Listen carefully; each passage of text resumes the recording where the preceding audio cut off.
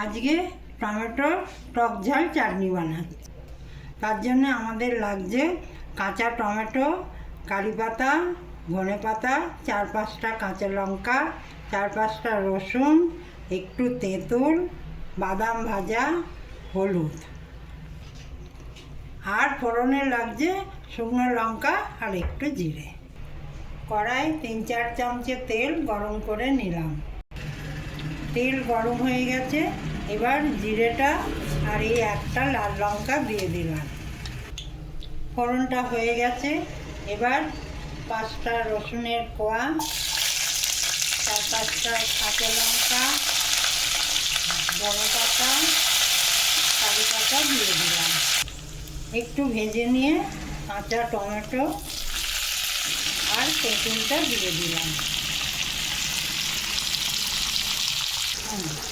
একটু ভাজা হয়ে গেলে একটু হলুদ, নুন আর বাদামটা দিয়ে দিলাম। এটা ভাজা হয়ে গেছে, এবার দিয়ে দিলাম। এটা ঠান্ডা করে পিষে নিলাম। আমার কাঁচা টমেটোর টক ঝাল চাটনি রেডি।